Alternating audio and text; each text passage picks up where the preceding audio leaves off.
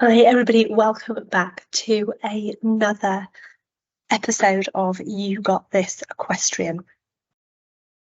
So I am Hayley, I'm here from Red Bear Equestrian, and I am coming today to give you a few tips that you can try. So our top tips have been going down so well over the last few weeks that I wanted to come back in and give you a few more.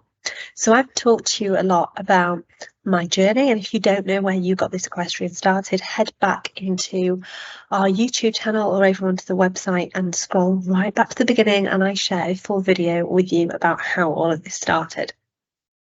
But I've talked a lot about my journey with my accident, my confidence, how mindset and visualization have made a huge difference to me. I've talked about lots of different things that helped the people in all of our interviews, and you really been able to share with you that you're not alone in this. If you are worried, if you are feeling anxious, lacking in confidence with any of your riding or anything else to do with the equestrian world, you're not alone. There is so much help and support out there that can help you get to the place where you want to be. And that might not be back to where you were before. You might have decided to take a whole different path within your equestrian journey. But there is so much support out there. I wanted to come on and give you some actionable tips. Like I said, these have been going down so well recently, and they're things that you can start doing today while you're looking for the help that you need. Because we don't always want to ride, because the wild English weather means we can't always ride. I mean, I'm looking out my window now and it is blowing a gale. On the back of a horse would be the last place I want to be today. So I want to give you 3 ridden and 3 non-ridden tips that you can take away for this weekend. So 3 ridden tips first.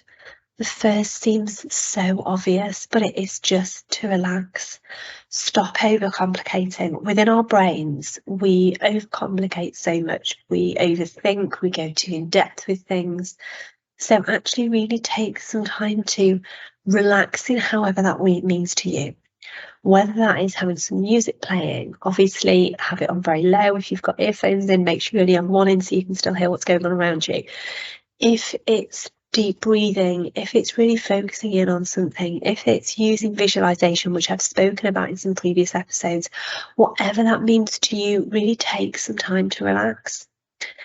If it takes longer for you to get on board and ride, if it means your ride is shorter, that is fine. This is your journey. This is no one else's journey. So really stop overcomplicating and overthinking things in your head and take some time to do something that relaxes you. Secondly, focus on the present, okay? We automatically get dragged into the negatives, dragged into what could go wrong, dragged into what's gone wrong in the past and what could go wrong again. And the more we think and we focus on those negatives, the more we're dragged into thinking about more negatives. It's how our subconscious brain works. So really focusing on the present and what is positive in the now. So whether that positive is that you've managed to tack up, whether that positive is that you have sat on your horse, whether the positive is that you have walked them through a gate, that you have got to the next tree, that you've walked into the arena, that you've done 1 lap of the school, that you've hacked out for 5 minutes. Focus on the positive and what's going well at that moment in time, because it'll help you keep focusing on the positives. You know, actually, if you have managed to do 1 whole loop in walk and it's been amazing and you've felt really confident and you've kept control, focus on it. If you have managed to halt and you stayed there for 3 seconds before moving on, focus on that positive. Whatever, no matter how small it is, focus on the positive. And the last tip is to think about your triggers. What makes you feel really, really confident and really attaching to that? Think of a time when you were really confident. I spoke about this a couple of weeks ago. Think about a time when you felt really confident and what else was there. Was there a particular colour that was there? Was there a particular thing that you can focus in on, a sound, a word, something that you can then, as soon as you feel your confidence start to dip, as soon as you start to go into that bit more of a negative downward spiral, think back to that. You know, if it's a colour, have that colour on you, wear it, have it on your horse somewhere. Every time you see it, always think back to that positive. You know, have it in the arena. If it's a sound, have it playing. If it's a word, have it in your head. If it's a smell, you know, what can you do to really have those positive triggers around you to take you back to that time when you felt really positive? Now into 3 non-ridden tips, not only because the British weather can be awful, but also because sometimes we just don't want to ride. We need that break. So what else can you do? One, actually just take your horse for a walk. Even if you start off riding, you get off and you walk back. There is nothing wrong with just going for a walk and a talk with your horse. No, they're not a dog, but actually they love going out in hand with you. They have a different connection with you when you're walking next to them on the ground and you're talking to them and they can see you than when you're riding. So it's another way of building up a different kind of bond with your horse. Work on some different basic manners.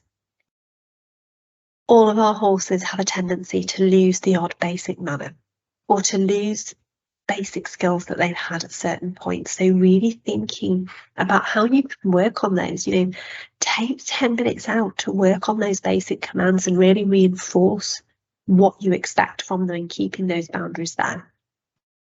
And number 3, and I've spoken about this so much throughout this entire series, is desensitizing. So getting your horse used to different things and making it really fun. Okay, so it's not a lesson, it's not schooling, it's desensitizing, but with it being really, really fun, really use that time to build up your horse's confidence around things that might be a little bit scary, because as well as building your horse's confidence, it will build your confidence massively for when you're out with your horse, and it will build your confidence massively that you can give your horse that level of confidence. A lot of our horses take confidence from their riders, so the more you can increase your confidence around things going wrong, things that might be scary, the better. Okay, so 6 tips there that you can take away and use this weekend. So thank you so much for joining me on this very quick check-in on You Got This Equestrian. Please make sure to come back next week and check in with us. Drop me a message on social media at Red Bear Equestrian and let me know your top tips or any of these top tips that you have been trying. And I will catch up with you all next week. Take care.